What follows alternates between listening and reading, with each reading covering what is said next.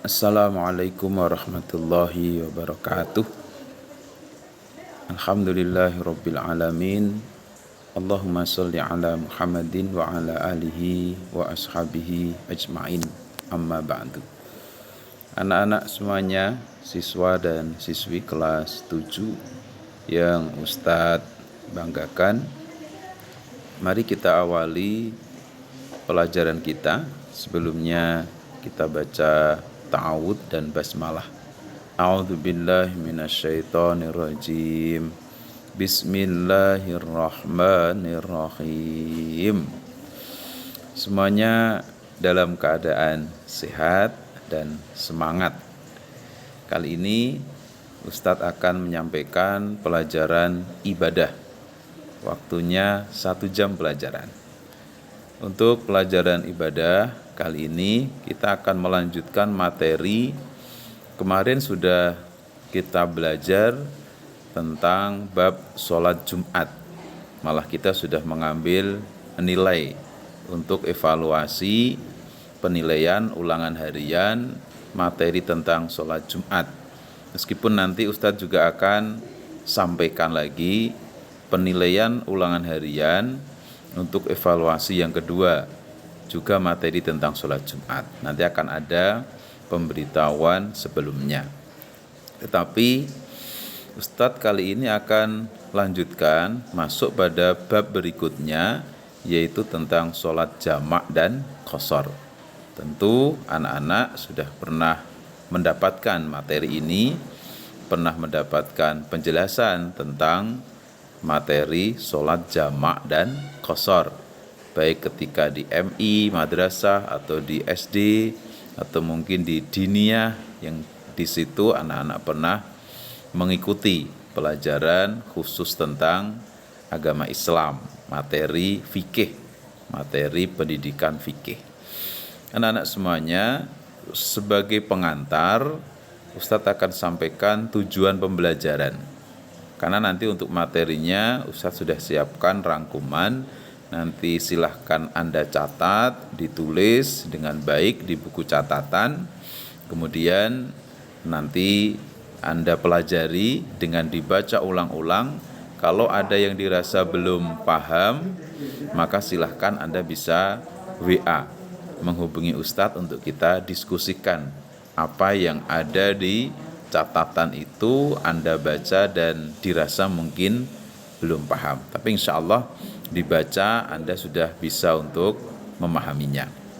Anak-anak, tujuan pembelajaran kalau kita melihat di buku paket pendidikan fikih pada halaman 86, materi tentang sholat jamak qashar, di situ disebutkan ada 11 poin.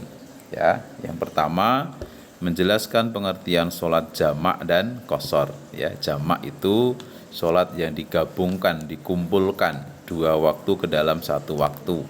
Kalau qashar itu sholat yang jumlah rakaatnya dipendekkan dari 4 menjadi 2. Hanya yang 4 menjadi 2, tidak ada 2 jadi 1 atau 3 menjadi 1,5, tentu tidak ada.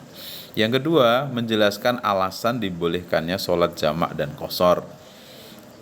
Alasan atau sebab-sebab dibolehkannya melakukan sholat dengan jamak atau qashar.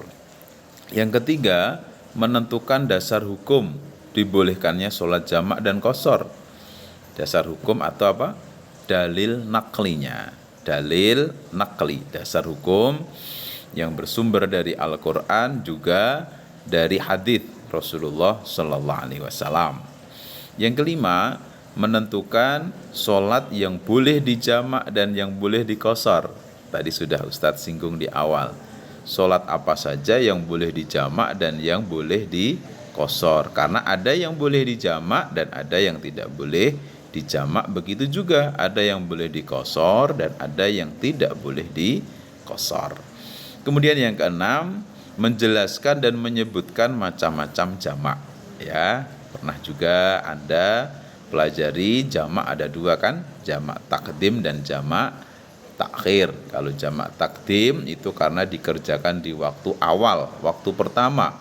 Kalau jamak takhir itu karena dikerjakan di waktu akhir atau waktu kedua. Berikutnya yang ketujuh, menjelaskan tata cara ketentuan sholat jamak dan qashar. Bagaimana tata caranya?